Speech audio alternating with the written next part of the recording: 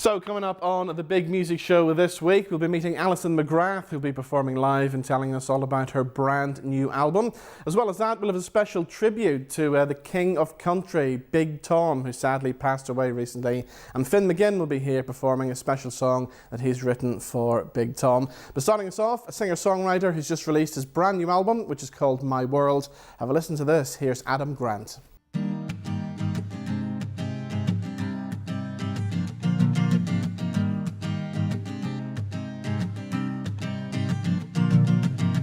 Got a question running through my head. Should I go to the bar? Should I just stay home instead?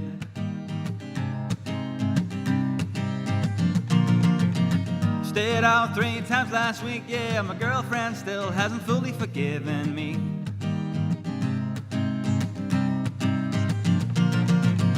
There's Jimmy with his hands on his knees, got a half pint of Guinness and he couldn't look more happy.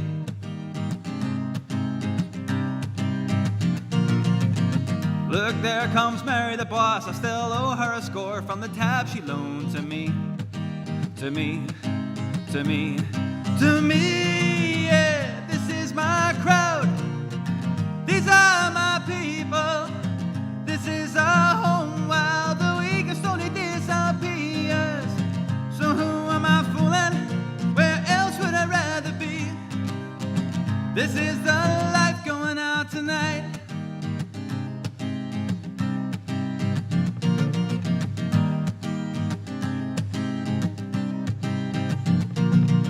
Gary's in the corner taking gear again. Yeah, he says it's not a problem, but those pills are his only friends.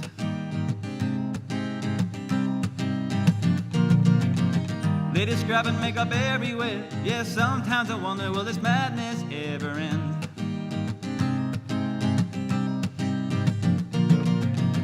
Look, here comes Brian Moore. Yeah, he thinks he's bloody hard, cause he got a job working the door.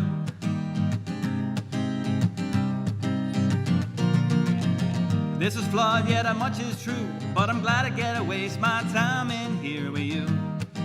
With you, with you, with you, yeah. This is my crowd. These are my people. This is our home while the weekend slowly disappears. So who am I fooling? Where else would I rather be? This is the life going out tonight. Going out tonight.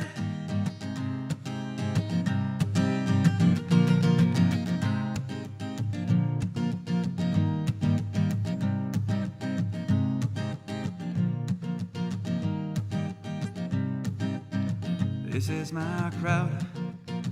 These are my people. This is our home while the weekend slowly disappears. So who am I fooling? Where else would I rather be? This is the life going out. This is my crowd. These are my people. This is our home while the weekend slowly disappears. So who am I fooling? Where else would I rather be? This is the life going out tonight. Going out tonight. Going out tonight, yeah, yeah, yeah, yeah, yeah.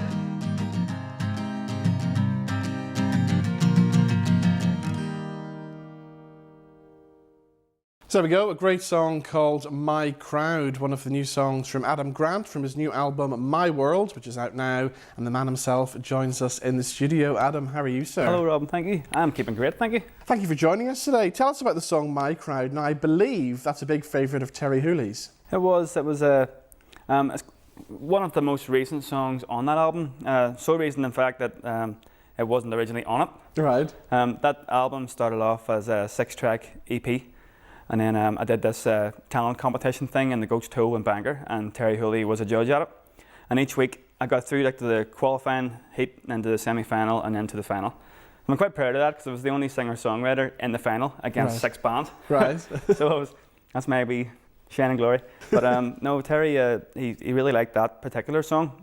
And each week I tried to do something different, obviously to keep the judges' attention. They didn't want any repetitiveness, playing the same song. So I had this song in the pipeline, and I was like, right, I'll get this finished and I'll play it next week. So I played it on the semi-final, and then I got asked to play it again in the final. So it's just a song. About general camaraderie and the general buzz and crack at your local. And it's slightly different on the album, isn't it? It's more punky, isn't it? Yeah, and it's got a full band sound on the album, drums and electric guitars and bass, and a bit more of like a pop punky kind of vibe to it. But like that particular song, Terry actually waived his fee from being a judge at that Ghost Tour competition to send me to Millbank Studios in Lisburn to record it and another song. So that took the EP from 6 songs to 8 songs, which I thought was a bit random. So we went back to the studio and recorded 2 more, and that's how I've ended up with a 10-track album. Okay, so the album is called My World. I'm fascinated by the photograph on the front of the album here. Tell us all about that. That's my dad in the early 60s, an old school photograph.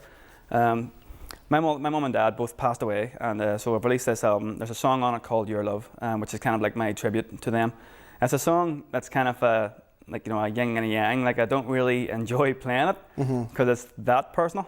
It's the most personal song I've ever wrote, and but it's one of those ones that I'll play it now and again, and if maybe someone comes up to me afterwards and say, my mum's just passed away from cancer or something like that, and that song kind of hit me, then that's the kind of wee thing that spurs you on to soldier on with the song. Yeah. So I thought to myself, right, I'm gonna record this professionally, so that it's always there, it's always set in stone, and it's just my wee tribute to mum and dad. So when it came to making the album cover, I was working with the graphic designer, and he says, right, send me a lot of photographs, family photographs, photos of you playing live, interests and so on. And he came back with that photograph of my dad, and he thought, it's like, oh, this kind of reminds me of you. It's kind of very Smithsy and 80s kind of indie rock. And he says, it's not you, is it? I'm like, no, it's not me, I'm not that old.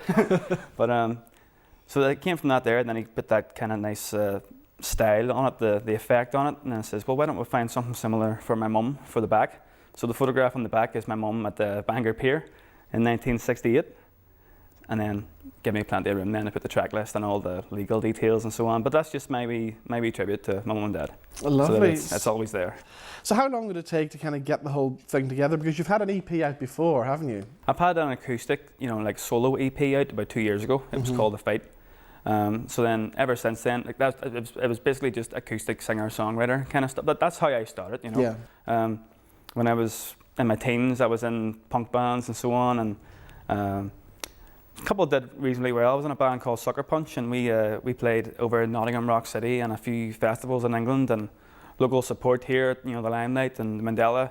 And then just life got in the way, and people went to uni, and I became a dad myself and so on, and kind of bummed about the house for a couple of years, and just picked up the acoustic at home, started writing again, and eventually got to the point that my wife kicked me out of the house. Says, right, get out and go do some open mics or something, could you do my head in?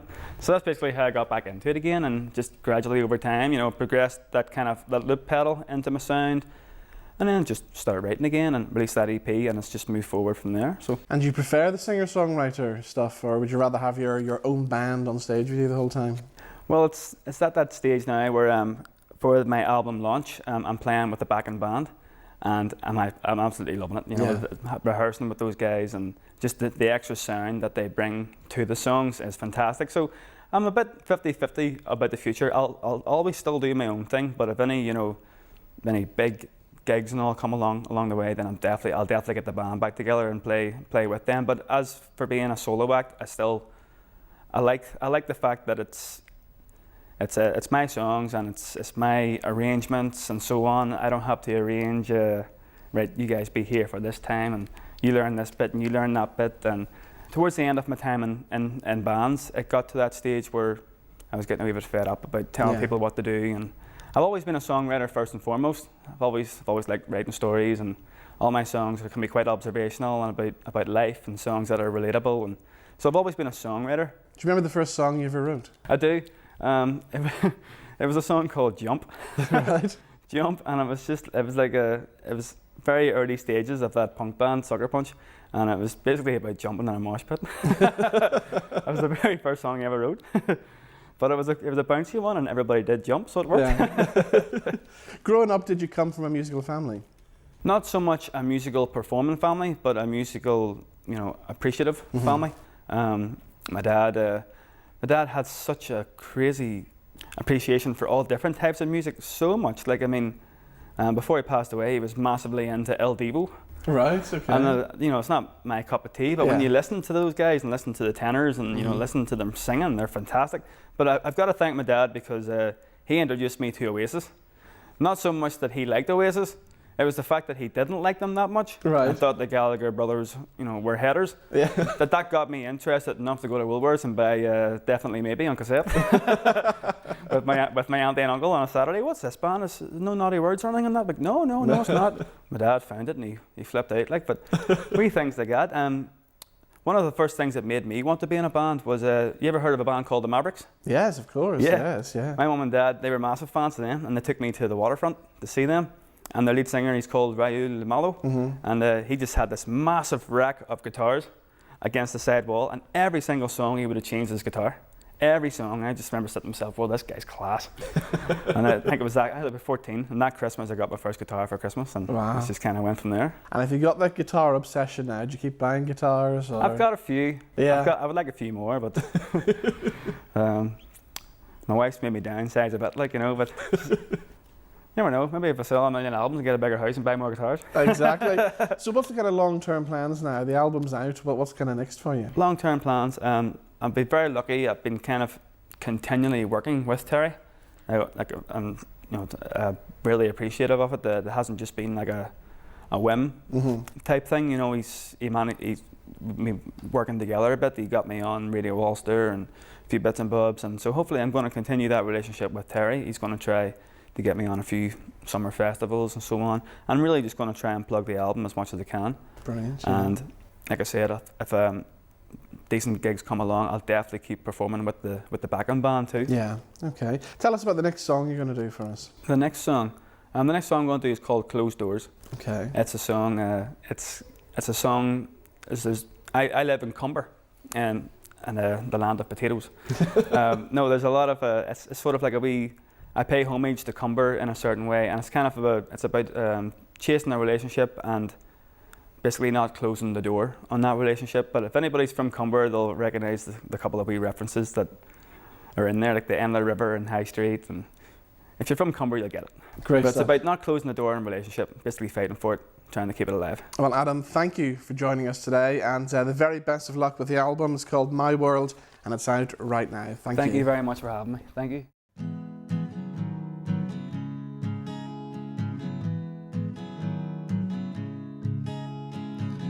Take a walk down by the Enla River to address the thoughts in my head. I soon discover the day has turned to slumber, the sun has turned from yellow to red. I started thinking, reminiscing, thinking about the love we had was so sweet. I kicked the dirt, tried to escape the hurt, but I can't wait to see you again. But I won't close that door, even though you won't see me no more. No, I won't close that door on you. No, I won't close that door, even though you won't see me no more. No, I won't close that door on you.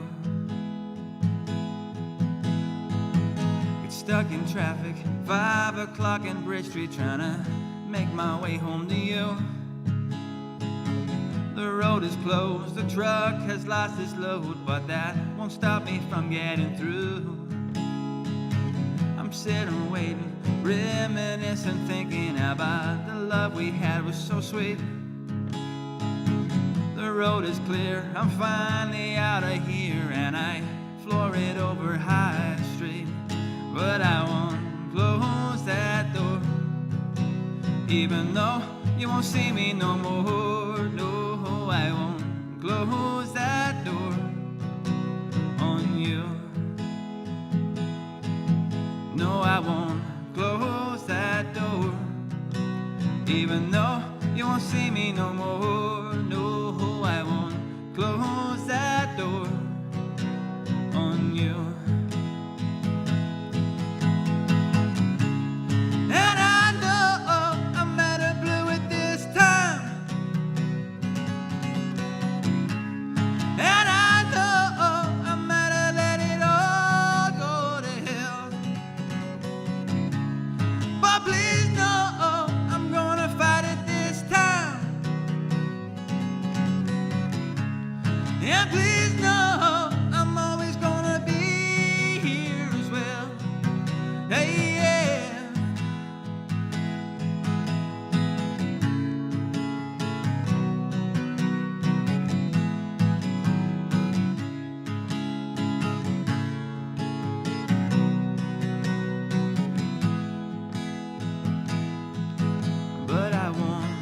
close that door.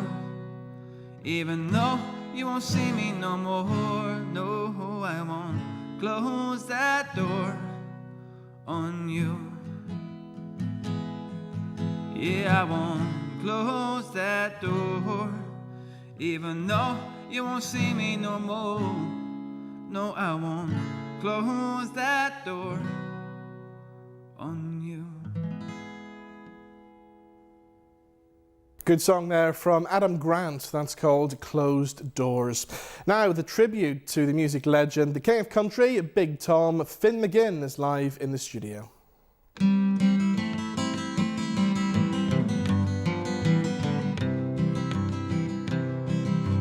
Tuning to the country on the stereo. Turn on the ignition, and as we go, Philomena sings the silver wing. And down by the river, Big Tom is the king. Play me the bunch of violets one more time. The blankets on the ground, again it's time. Country is a thing, makes my heart sing. And down by the river, Big Tom is the king. Worry is the order of the modern age. So many people with so much rage. Let's change the gear, 'cause here's one thing: throw away your fear, 'cause Big Tom is the king. Play me the bunch of violets one more time. The blankets on the ground, again it's time. Country is a thing, makes my heart sing. Throw away your fear, 'cause Big Tom is the king.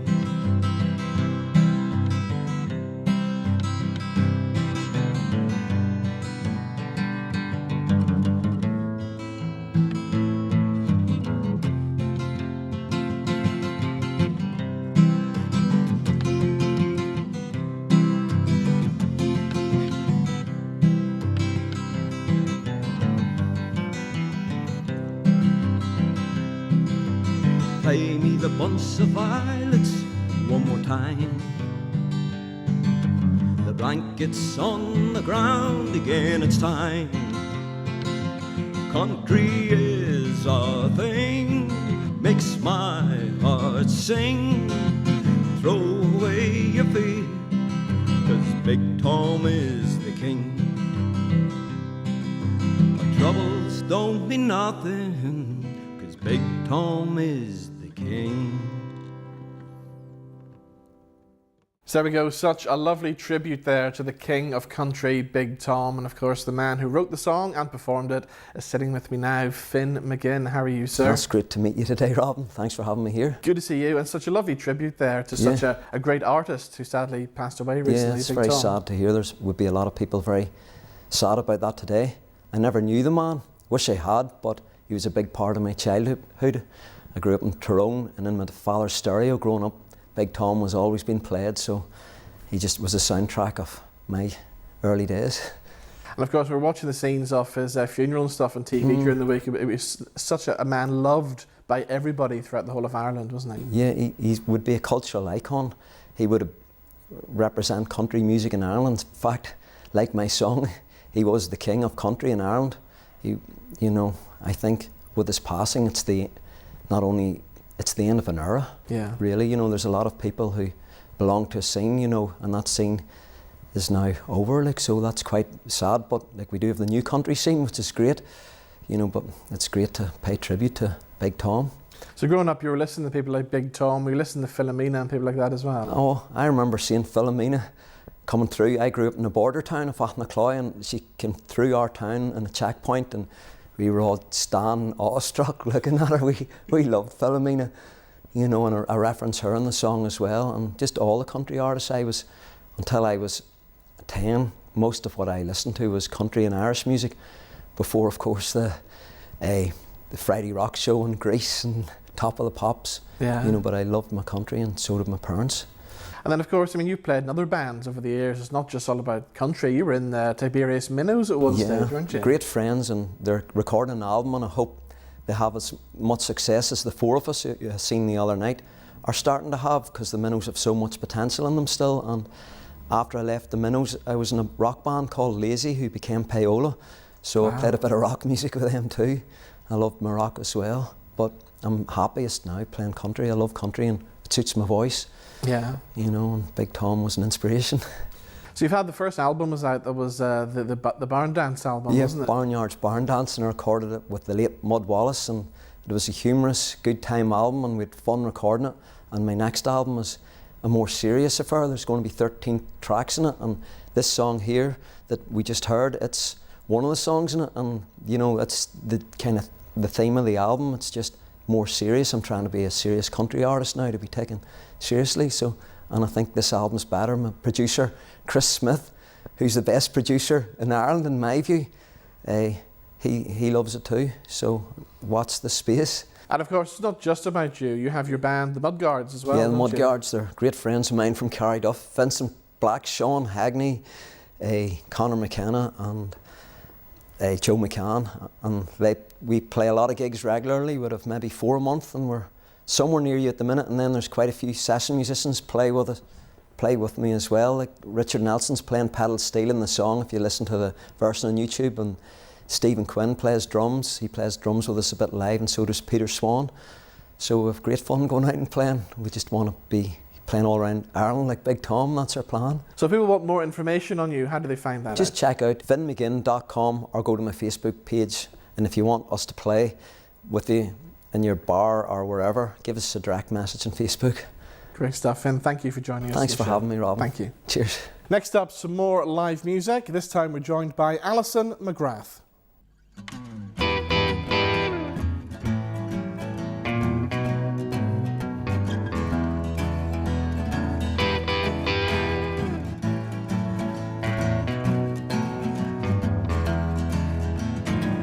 I seen you yesterday down the road. Baby, are you gonna know? I seen you yesterday against his throne. Baby, are you gonna know? I said, oh, oh, oh no. Oh, baby, are you gonna know? I said, oh, oh, oh no. Oh, baby, are you gonna know? I sent the letter about a week ago. Baby, are you gonna know?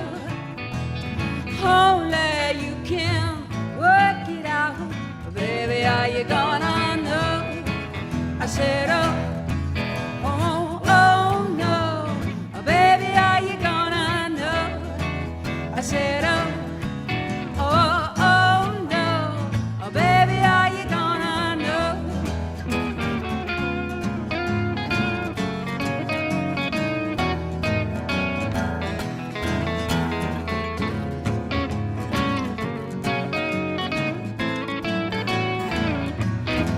I'm gonna ask you someday, we're gonna talk somewhere, baby, then you're gonna know. You smile and say, let's go out someday, baby, then you're gonna know. I said, oh, oh, oh no. Oh, baby, are you gonna know? I said, oh, oh, oh no. Oh, baby, are you gonna know?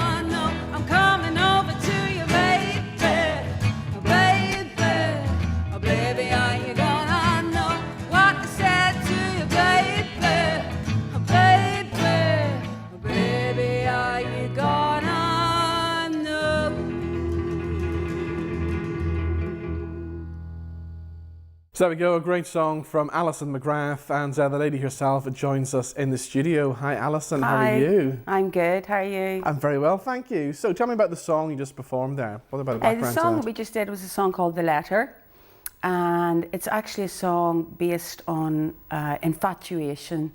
A lot of my songs are based on real life experiences, so I thought I would try and move into like storytelling, fictitious stories.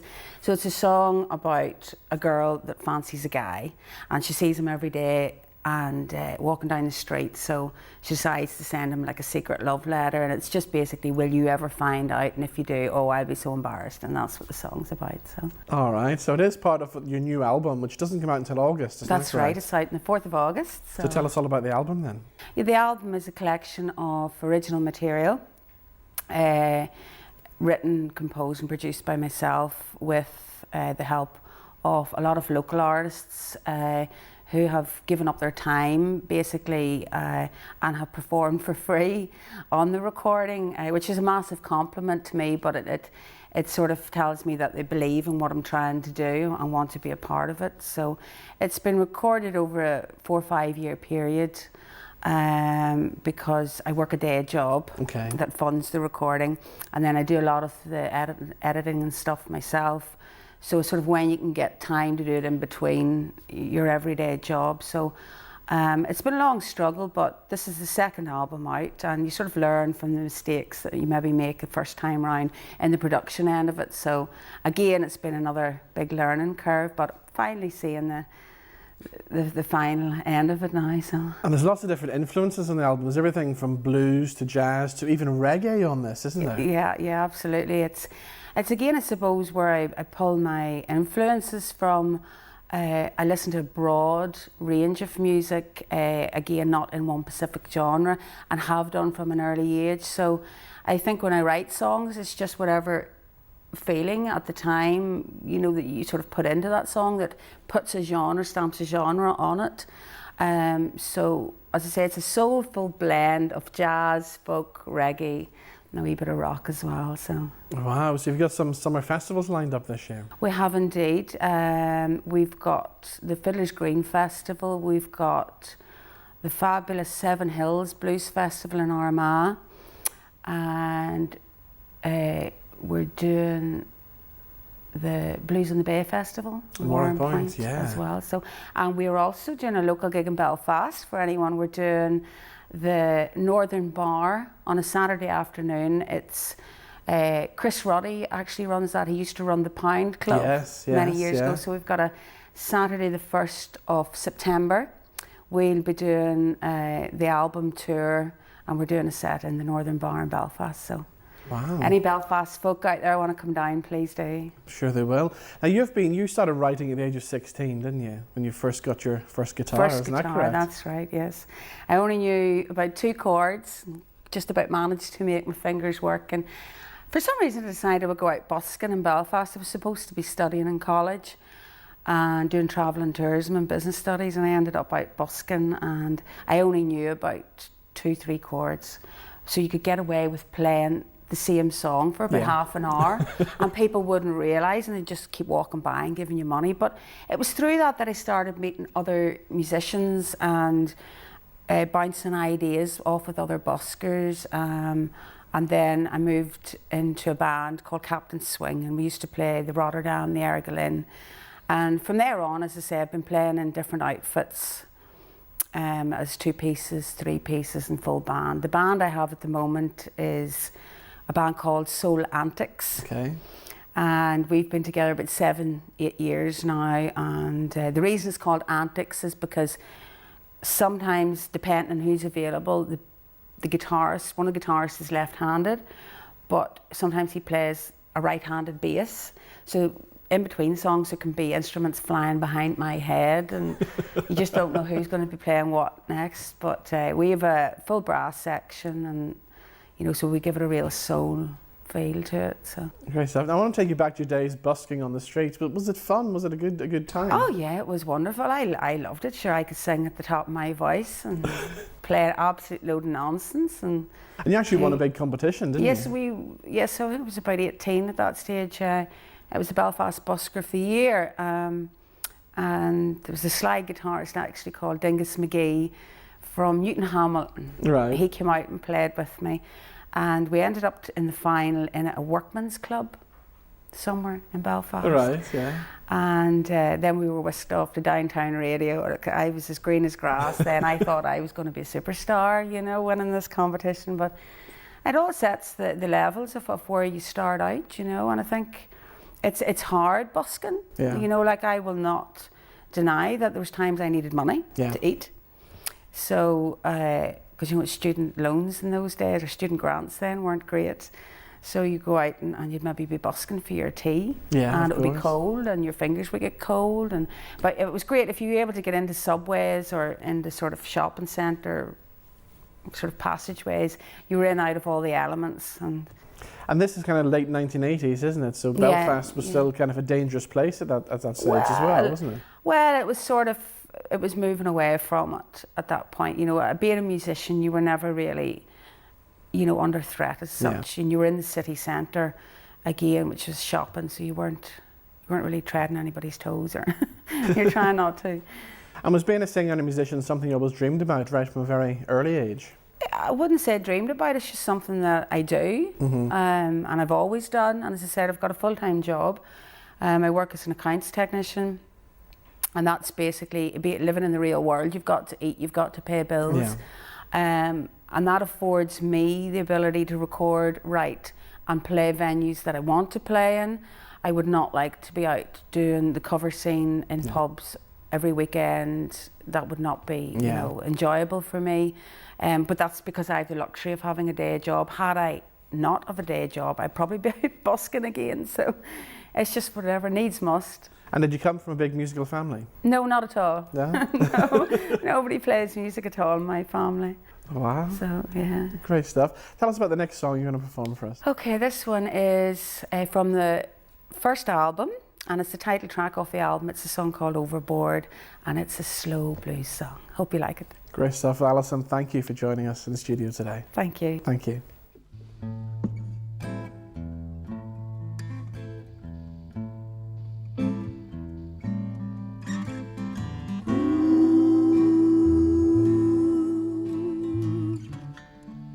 I'm going overboard. Now you took my heart away.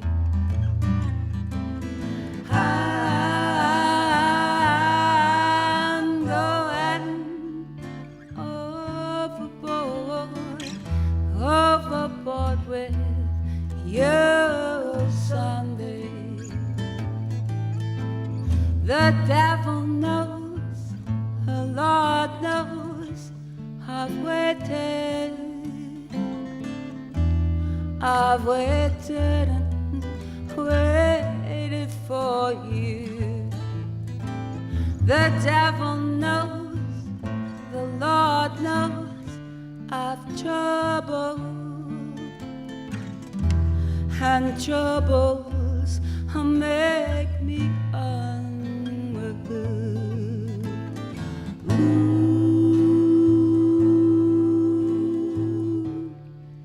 I'm going overboard. Now you took my heart away.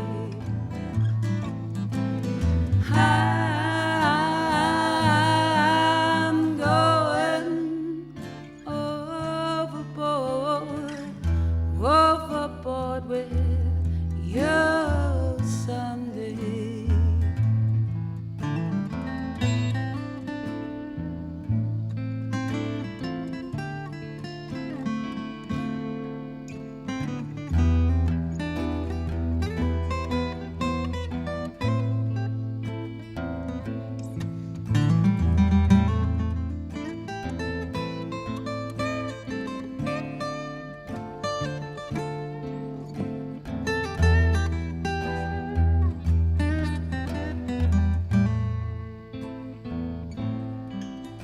I'm sailing out, I'm bailing out, anywhere you find me. Worry, worry, worry, worry, leave. I'm sailing out, I'm bailing out, I'm anywhere you find me. Worry, worry, worry, worry, leave.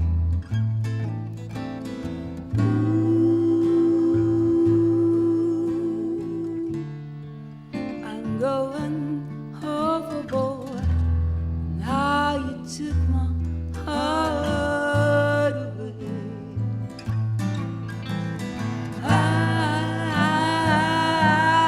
I'm going overboard, overboard with you. So